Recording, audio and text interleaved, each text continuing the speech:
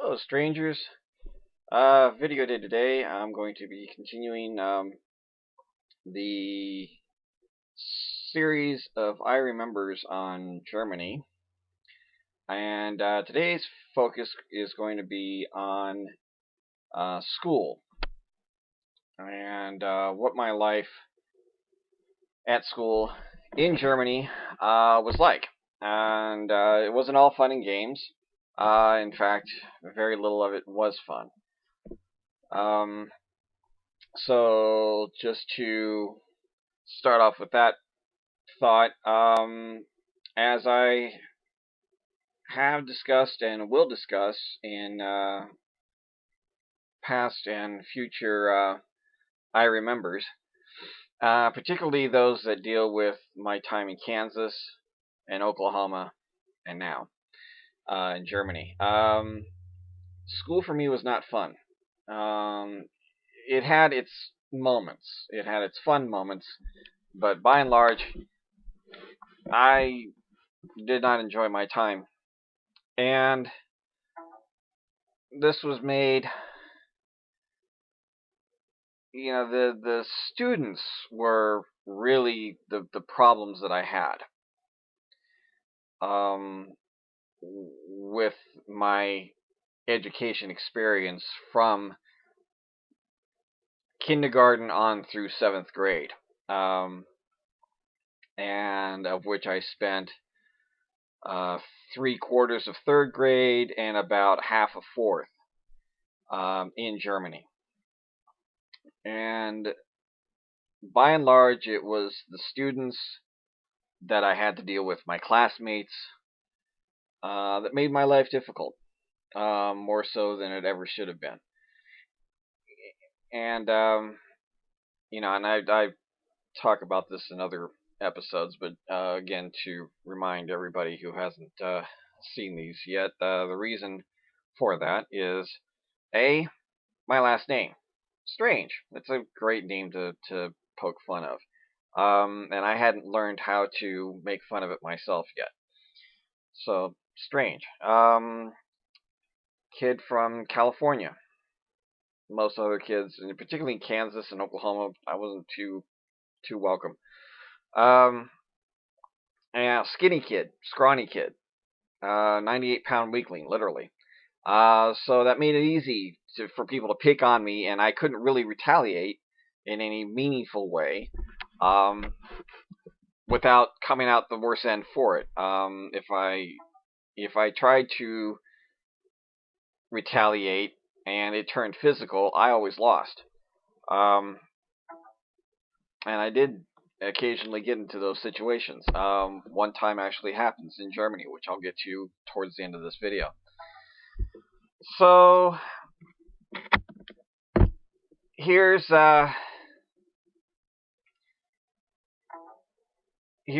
my experience went there. First of all, 3rd grade, I don't really remember a whole lot of. For I don't remember any of my classmates. Really, I don't remember any of their names. I didn't really interact with them all that much. And when I did interact with them, it turned out negative for me. It was very often that I would be like on the playground, usually kind of by myself, not interacting with anybody, and somebody kicked the ball in my direction, and if I picked it up to hand it back to them, I did told, don't touch that, you know. So I was really treated badly by my peers there. But that was, by this point, that was kind of par for the course for me. What made 3rd grade memorable, and not necessarily in a good way, was the teacher I had. And unfortunately, I'd really love to call this lady out, but I don't have a whole lot of information on her. I don't even have a picture of her. There's no class picture or anything else that I might have that I can post here for you guys to you know, show you who she was. Um, all I know is that her last name was Palm. She was an older lady, I'd say probably in her late 50s, early 60s or so. Now, remember the school is an American school. It's set up, run, and everything by the U.S. Army. There's 2 elementary schools. Refer to the map there, which I'll post. You had Wetzel School and Smith School. I was on Wetzel Hill. Went to Wetzel Elementary. So this is a picture of Wetzel Hill. The elementary school that I went to is, again, circled in yellow there. My apartment is circled in red. And then this is a picture of me standing in front of the school. Yeah, wasn't I cute? And because of this look here, and several others like it, I don't wear plaid shirts anymore. But getting back to my story. And so the U.S. would hire, the Army would hire teachers from the United States, bring them over and to teach, or sometimes they would be credentialed teachers married to the soldiers that were stationed there. Either way, it was an American school in every way, shape, and form, except for, it just happened to be in Baumholder, Germany. So Miss Palm, I think, was probably one of the ones that was hired from the United States to come to Germany. And the only thing I know about her, I don't know her first name. Like I said, I don't have any pictures. Is that she was from Walled Lake, Michigan, which she stated often. Now, what makes her memorable is that she is perhaps the worst teacher, period. The period worst period teacher, period, that I had in my entire education career, bar none. And I've had some bad ones since her, but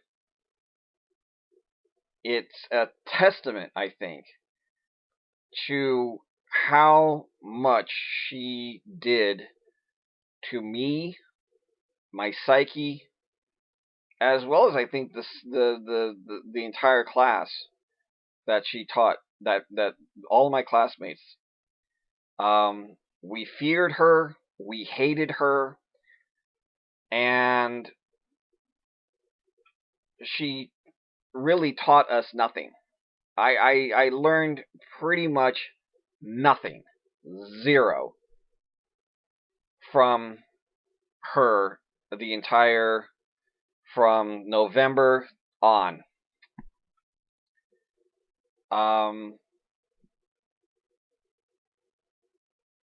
I learned a little bit how to do cursive. Kind of forced to do it. And if you didn't write in cursive in her class, she's kind of the old-fashioned teacher that come by and rap you on the hand with rulers. It was that kind of thing. She marked you down, and it was kind of physical. This is the early '80s where that thing was still kind of acceptable. It wasn't until later in the '80s and especially '90s and stuff where teachers couldn't do that. It got to the point where you could get sued as a teacher if you did stuff like that. But this is the late '70s, early '80s, and she was she was well into her '60s. So I mean, she's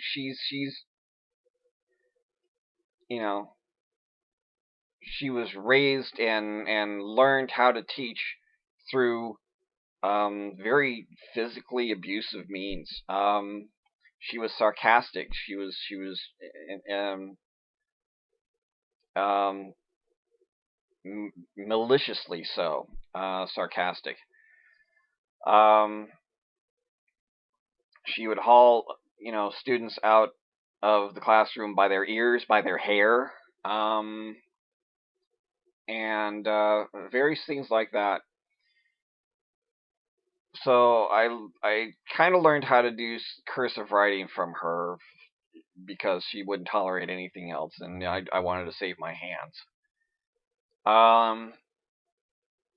And I didn't learn my times tables in math.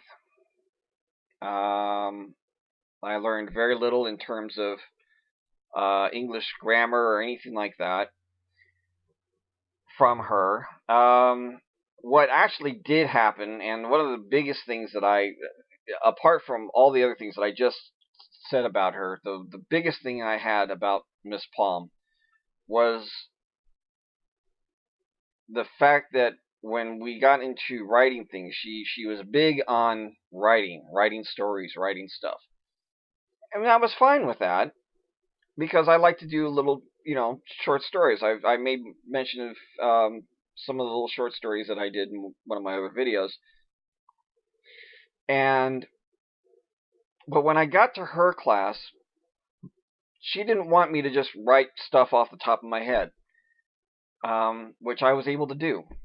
What she would do is she had a card file, a pretty substantial sized box full of cards, and each one and the cards in there were maybe about a paragraph or two of a story. Starts off a story, and then the idea was to then finish off the story.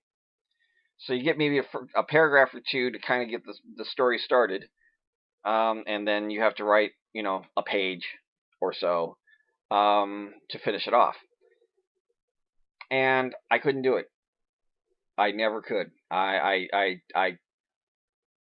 just got some sort of a mental block kept me from writing that kind of, give me a prompt, and I've got a whole bunch of short stories, some of which I've already published. Go down into my the ebooks, the Smashwords, and you'll see a few short stories. A lot of those came from prompts. Sometimes just talk about, write a story about this, just one subject. That's not what I was getting. I was getting a paragraph that I had to basically start with that and then continue on, and it just killed any writing ability, prose wise, from me. And my ability to continue writing just stopped. My ability to write stories just stopped, and stayed stopped, for almost 20 years from that point.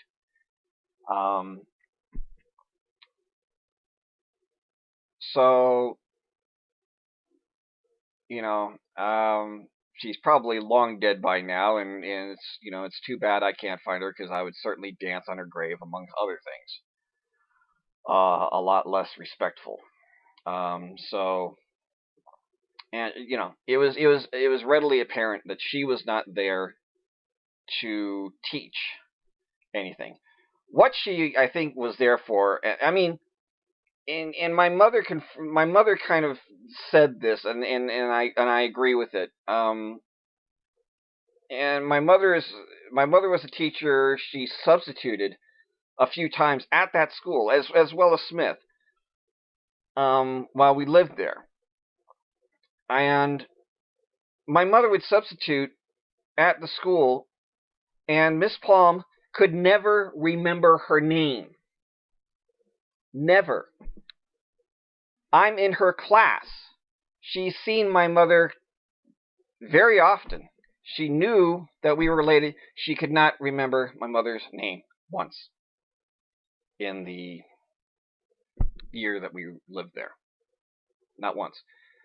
Her mind wasn't on being in school. Her mind wasn't on teaching us anything. She was there to bully the kids and go on the field trips. Now, we went on a lot of field trips, and and those are actually probably the highlights, the times that I liked about being in school in Germany was the field trips that we went on. My dad was laid up on the couch. We didn't travel. So my only chance to see anything outside of Baumholder and, the hospital in Landstuhl and Ramstein and Frankfurt and Offenbach, those were the three places that we as a family traveled to.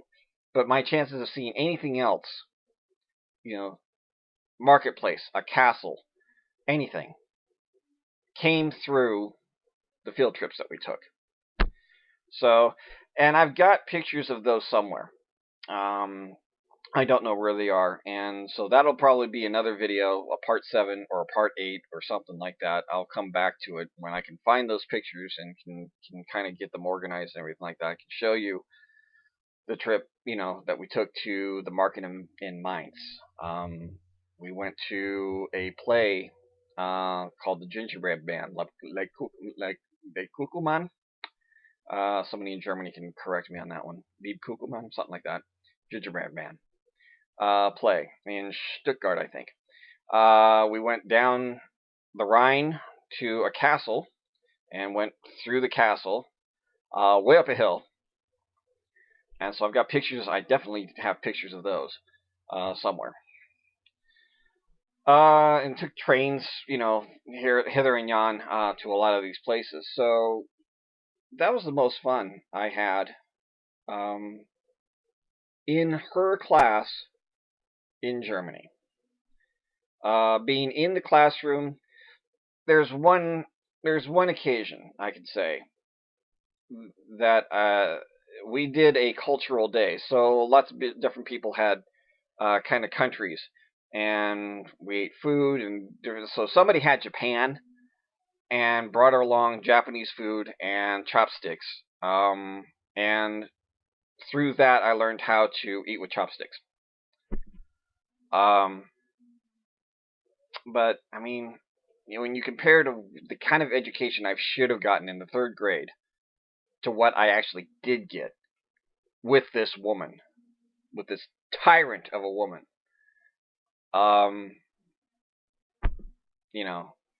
might as well have not even been in the 3rd grade. I might as well just skip from 2nd to 4th and been, because when I got to 4th grade, especially when we got back to Oklahoma, I was behind in every regard. I could write cursive, kind of. I avoided it, but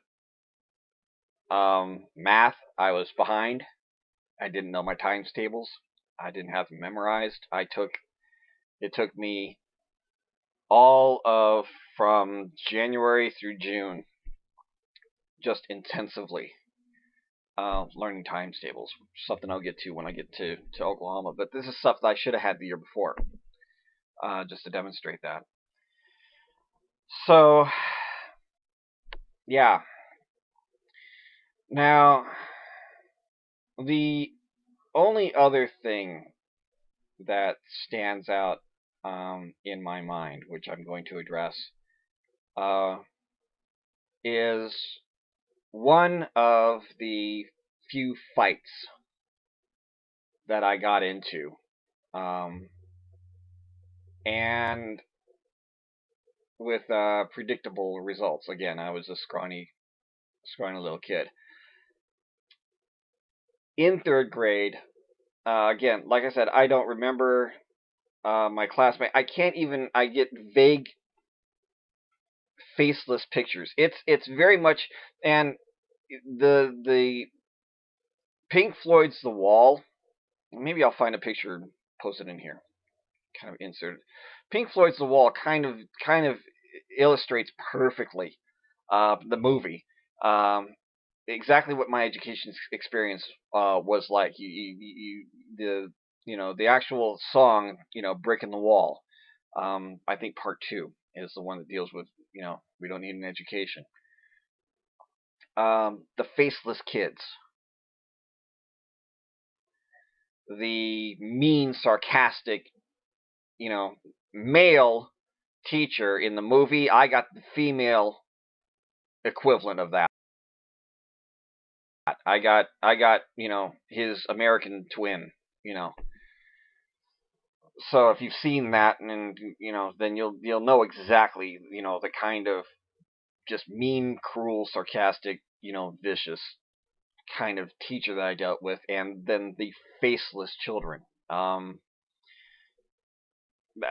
really don't remember a whole lot. I remember one girl that had that tended to wear her hair in pigtails. And that was a favorite handle of Mrs. Palm. Haul her out in the class. There was one black kid. There's a few. I mean, there's a few. There's one black kid in that class. One of my classmates. I don't remember his name. I don't even know what I did to him, but I pissed him off somehow. And all I remember is walking home. They let you go. They let us go home for lunch. So you do half a day. You do the morning and stuff like that, and then you could go home, and for like half an hour. I can't remember quite how long it was, but we could go home and eat lunch at home, and then come back to the school for the afternoon classes. So I was walking home on the sidewalk leading down from the school, down a few flights of stairs to the road to go home for lunch.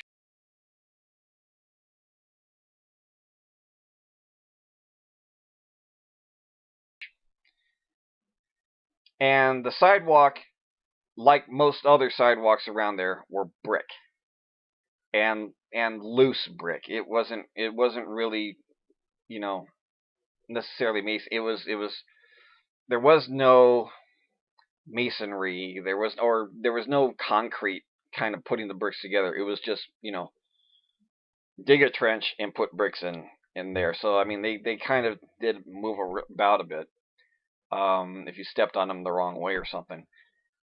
And I'm walking down the sidewalk a little bit, and it's going down a bit of a slope. All of a sudden, I'm hit from behind in the head, hard enough that I lose my footing and go head first right into the brick, right on my face.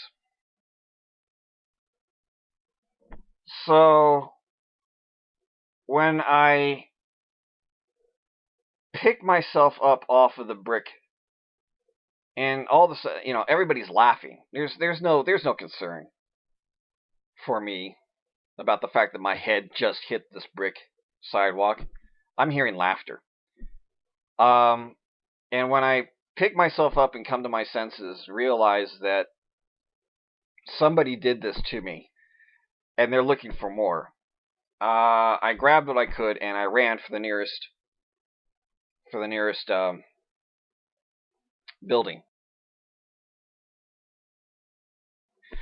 And at this time, they were sandblasting the buildings and then painting them, which means there was scaffolding all up these buildings. And I'll post a picture here to kind of remind you of what these buildings are like. They're 4 or 5 story buildings. There's scaffolding through there, and we weren't supposed to touch it or deal with it, or as kids we weren't supposed to go on them. Of course we did. We played on them all the time. But so I ran to try to get away from this black kid, and apparently he had 2 other kids there with him. All 3 of them ran after me and cornered me behind the first building that I could get to, and in the scaffolding, hauled me out of the scaffolding, and this black kid punched me at least once, maybe more, I can't remember, in the stomach, just knocked all the air out of me. and then left me alone to gasp for air. And I went home in tears, in pain. My head hurt, my stomach hurt, my lungs hurt. And my dad, who was really not able to move, and my mother both went with me after I'd eaten back to the school and complained to the principal and dragged this kid in front of the principal. I don't remember. Again, I don't know what I did to set him off. I don't know why. I don't know what provoked him to do this. For all I know, maybe nothing. Maybe he just thought it was good fun to beat up on this tiny scrawny kid in the class. And I'm not even too sure what happened to him afterwards. I don't know what kind of punishment was dealt to him. But I hope he's happy with himself. I hope he's satisfied that he got to beat up the scrawniest kid in class. The one that least able to defend himself, and not only that, but recruit 2 others to help him with that. So I hope all 3 of you, whoever you are, wherever you are now, I hope you're happy. I hope you're satisfied. I hope somebody beat the shit out of you as karma. So, I guess I'll end this here. And let this be a demonstration again of what my life in school was like. As much fun as I had in Germany, and it was probably of the places outside of California that I lived, it probably was the most fun of the places that I lived. Not in school at the time. So, anyway, this is probably, if I can find I think the pictures I have of the field trips that I took, what few I have of those are in storage somewhere. If I ever find them, then I'll haul them out, I'll scan them, and I'll put them up there, and then we'll do a part 7 or 8 or something. But for now, this is going to close out Germany, and we'll get into other parts of the story later. So, I will leave this here. Please, if if you like this sad story, if you like this sad tale, go ahead and hit the like button, comment, subscribe, look at all of the various websites, pages that I have, and subscribe. And I will see you next video. Stay strange. Bye. Thanks for watching my video. If you like what you just watched, don't forget to give me a thumbs up below.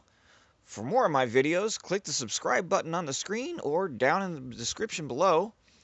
If you'd like to support me and what I do, I have books that you can read. The links are in the description below. If you want to support in other ways, you can go to my Patreon page and help me out there. You can also follow me on various social media pages. The links to all of those are also below. Thank you again. Stay strange.